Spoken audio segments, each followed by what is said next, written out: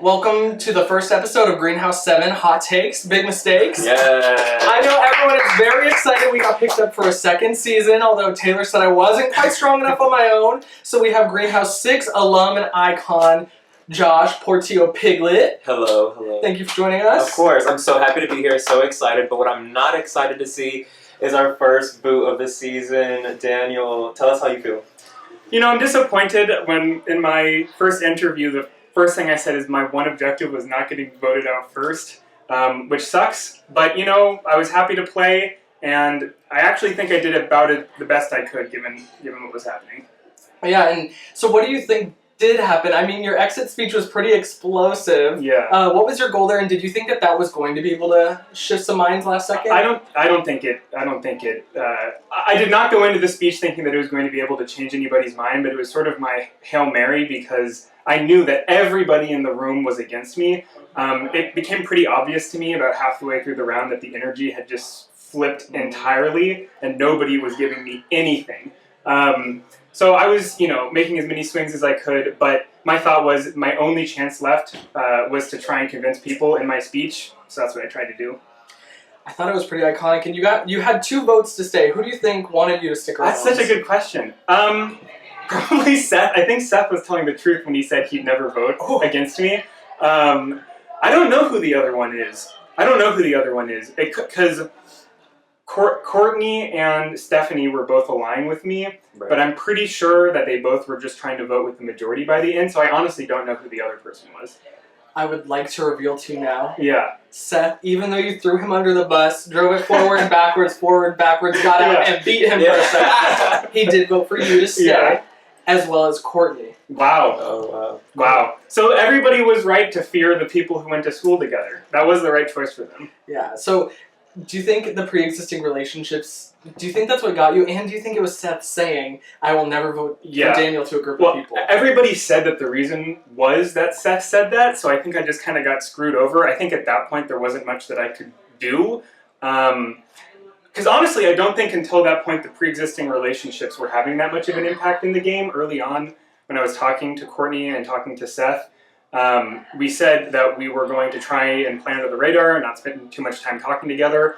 And we were doing that, and then I think Seth just, went on his little detour and said something that I think blew my spot up. Good on them for picking up on that. I honestly am surprised that made such a big splash. But I will say that from the beginning, I feel like there were people that were gunning for me. I think specifically Kai and Trinity a bit, and those are the 2 people that were in the nominating positions, like from the very start, were kind of gunning for me, and I think that they were trying to convince people even early on in this week, and so I think once they got that ammunition, that's all they needed in order to flip it.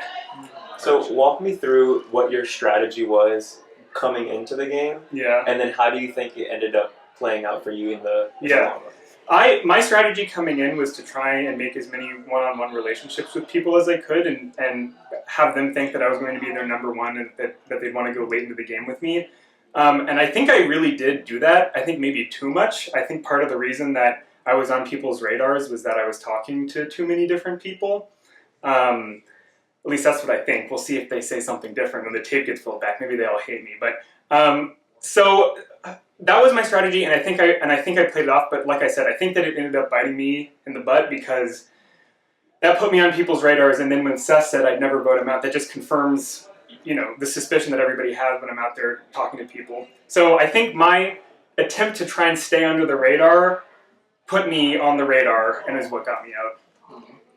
So a big part of the show, hot takes, big mistakes, right?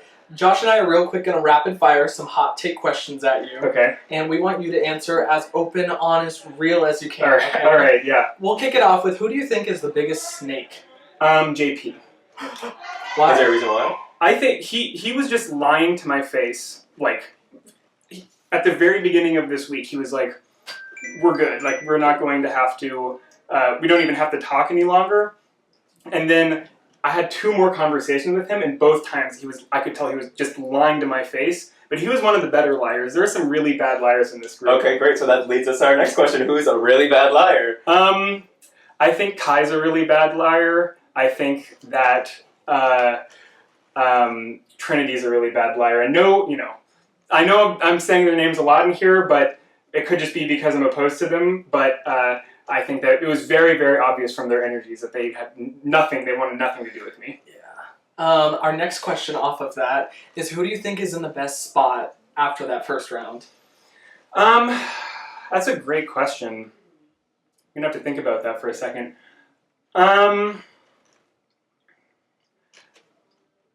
I think Mackenzie's in a good spot. I think that she's sort of in the middle between some things. I think a lot of people want to work with Stephanie too, and a lot of people want to work with Dylan. But I think that all three of those people are going to last a pretty decent amount of time into this game.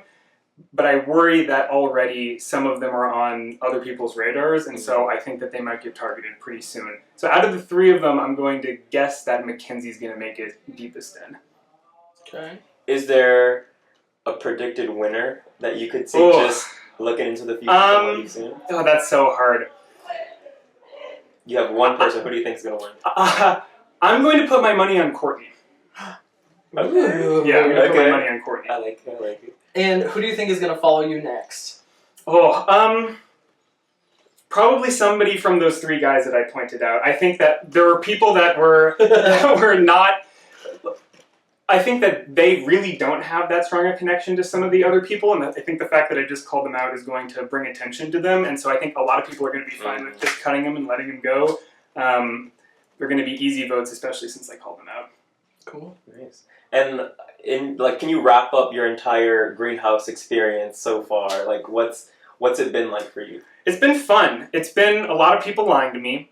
I think one of the things that surprised me was just how obvious it is when people don't want to talk to you. You know, you walk into a room. Been there. Yeah, you walk into a room and everybody's just like, yeah, I don't know. Like, people have been saying, and like, I don't know. And then everybody just stops talking and they all look at you. And you're like, okay, well, I guess I'm going to leave, and I guess you're all voting for me. Yeah. Daniel, you were such a treat to watch. I hate to see my brother, my stepbrother, be out so soon. Yeah. And as we wrap up Hot Takes, Big Mistakes, our hot take is Daniel should have made it further. And the biggest mistake is that he will no longer be on our screens. Thanks for all the fans out there. Yes. Thanks for tuning in, and thanks for playing, Daniel. Yeah, thank you. Thank you both. Great job. Great job. So proud.